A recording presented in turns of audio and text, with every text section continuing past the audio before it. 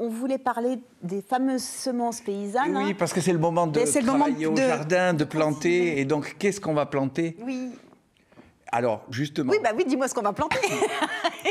Donc, quand on achète ces plants, il y a plusieurs possibilités au niveau des semences d'origine. Ouais. Soit on va avoir des plants de semences hybrides, ou on va avoir des plants de semences paysannes, dites aussi semences de population. Alors, ces semences hybrides, c'est celles qu'on retrouve en majeure partie et dont tous les gens... Voilà. Qu'est-ce que c'est un hybride? Un hybride, oui, c'est un croisement où on essaye d'avoir les qualités des deux parents. Par exemple, vous voulez... Voilà, vous avez un petit schéma pour vous voulez une tomate bien ronde, par exemple. Vous voulez qu'elle ait un bon goût. Vous croisez les deux. Vous essayez d'avoir des enfants qui cumulent les qualités des deux parents. En réalité, on a créé des hybrides surtout pour faire attention à la forme et pour que les choses soient transportables. Ouais. La première génération qui arrive derrière, il y a ce qu'on appelle un effet d'hétérosis qui fait que ça crache, ça produit beaucoup. Ça produit beaucoup, mais ce n'est pas hyper qualitatif. Eh bien, c'est ça le problème. C'est ça le problème, c'est qu'en réalité, quand on compare les semences de population, les semences d'origine et les semences hybrides, il peut y avoir une différence de qualité nutritive qui va de 1 à 5. Et comme on achète les légumes au poids et pas à la qualité nutritive, évidemment, on ne s'en rend pas compte. Si demain on achetait les légumes à la qualité nutritive, je pense que le marché changerait complètement. Mais en tout cas, quand vous êtes dans votre jardin, vous pouvez faire le choix. On fait ce qu'on veut. Voilà. C'est ça que tu es en train de dire. Exactement, parce que d'autant plus que l'Union européenne a libéré les semences paysannes. Libéré, délivré. Jusqu'à présent, le marché était structuré de la manière suivante. Quand vous voulez mettre une semence sur le marché, c'est un peu comme pour un médicament. Oui. Il faut une autorisation de mise sur le marché, il faut que ça soit inscrit dans un catalogue et il faut avoir fait des études prouvant que la semence que vous avez créée... Et puis ça coûte de l'argent, il faut quand même le préciser. Voilà, mais... il faut prouver que la semence, elle est sans problématique. Exactement, qu'elle est totalement inoffensive pour votre organisme.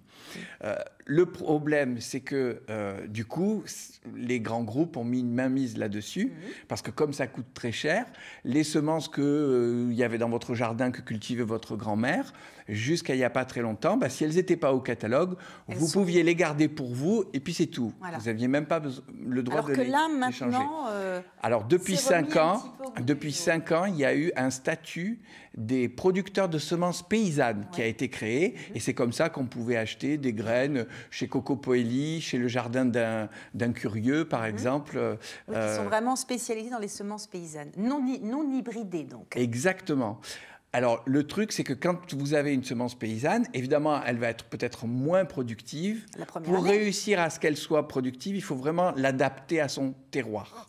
C'est pour ça qu'autrefois, les paysans s'échangeaient localement des graines. Et c'est pour ça qu'il y avait la lentille du Puy, le petit épeautre de Provence. Tu veux dire la spécificité par rapport au terroir. C'était adapté un truc un petit peu au terroir. Mesdames et messieurs. Le problème, c'est que ces dernières années, on a laissé tomber tout ça. Les semenciers ont pensé qu'ils allaient trouver une graine universelle qui marche sous tous les climats et tous les terroirs. Et ça, c'est pas vrai. Non. Donc, profitez, quand vous êtes dans votre jardin, achetez vraiment auprès d'un producteur local une variété locale. Posez-lui des questions sur... parce qu'il peut y avoir... Oui, on leur dit ce qu'on a comme terre, si c'est en exactement, pot, pas en pot, si c'est vanté, pas vanté, bien exposé, pas exposé. Voilà. Donc ça, il vaut mieux faire les marchés, aller voir... parce qu'en ce moment, il y a plein de petits producteurs qui, justement, vendent des plants pour les jardins amateurs. Et la grosse nouveauté, c'est que maintenant, dans l'agriculture biologique...